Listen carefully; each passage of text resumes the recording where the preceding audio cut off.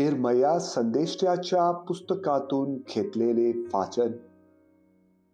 परमेश्वर असे म्हणतो, जो इसम मनुष्यावर भिस्त ठेवतो, मानवाला आपला बाहू करतो व ज्याचे अंतकरण परमेश्वरापासून फिरले आहे, तो शापित आहे.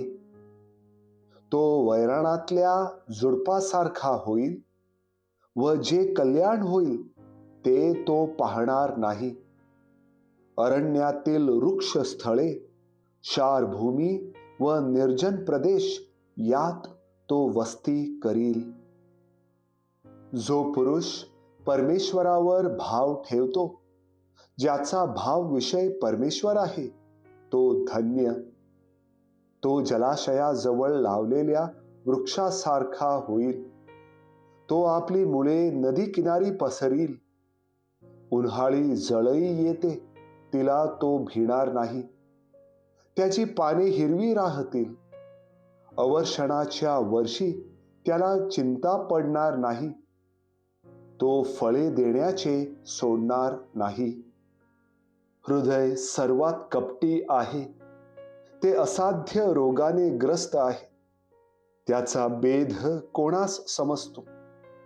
प्रत्येकाला ज्याच्या त्याच्या वर्तनाप्रमाणे, ज्याच्या त्याच्या करणीप्रमाणे प्रतिफळ देण्यास मी परमेश्वर हृदय चाळून पाहतो, अंतर्याम पारखतो.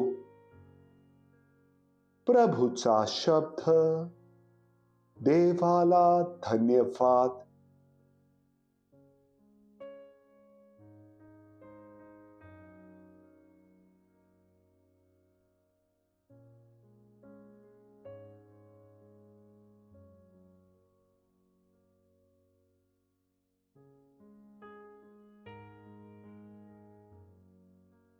लूक लिखित पवित्र शुभवर्तमानातून घेतलेले वाचन.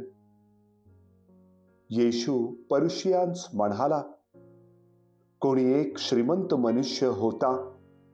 तो जांभळी व तल्लम वस्त्रे घालीत असे आणि दररोज थाटामाटाने ख्याली खुशाली करीत असे. त्याच्या दरवाज्याजवळ फोडांनी भरलेला लाजर नावाचा एक दरिद्री माणूस पडलेला होता. त्या श्रीमंताच्या मेजावरून खाली पडेल, त्यावर आपले पोट भरावे अशी त्याची इच्छा असे.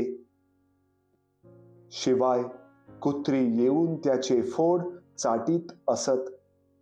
पुढे दरिद्री माणूस मेला आणि देवदूतांनी त्याला अब्राहामच्या उराशी नेऊन ठेवले. श्रीमंतही मेला व त्याची उत्तरक्रिया करण्यात आली. तो अधोलोकात यातना भोगीत असताना त्याने आपली दृष्टी वर करून अब्राहाम व त्याच्या उराशी बसलेला लाजर यांना दुरून पाहिले.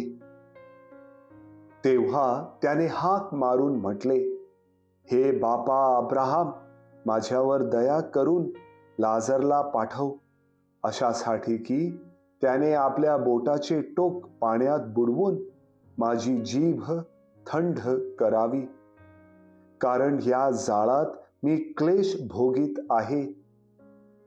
अब्राहाम म्हणाला, मुला, तू आपल्या आयुष्यात आपले सुख भरून पावलास, तसा लाजर आपले दुःख भरून पावला. ह्याची आठवण कर. आता ह्याला येथे समाधान मिळत आहे व तू क्लेश भोगीत आहेस. एवढेच नव्हे, तर जे इकडून तुम्हांकडे पार जाऊ पाहतात, त्यांस जाता येऊ नये व तिकडून कोणी आम्हांकडे येऊ नये म्हणून आमच्या व तुमच्या मध्ये मोठी दरी स्थापलेली आहे. मग तो म्हणाला, तर बापा, मी विनंती करतो, त्याला माझ्या बापाच्या घरी पाठव, कारण मला 5 भाऊ आहेत. त्यांनी तरी ह्या यातनेच्या स्थळी येऊ नये म्हणून त्याने त्यांस इकडची साक्ष द्यावी. पण अब्राहामने त्याला म्हटले, त्यांच्या जवळ मोशे व संदेष्टे आहेत, त्यांचे त्यांनी ऐकावे.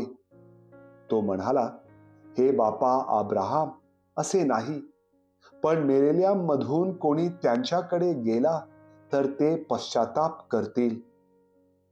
तेव्हा त्याने त्याला म्हटले, ते मोशेचे व संदेष्ट्यांचे ऐकत नसतील तर मेलेल्यांमधूनही कोणी उठला तरी त्यांची खात्री होणार नाही.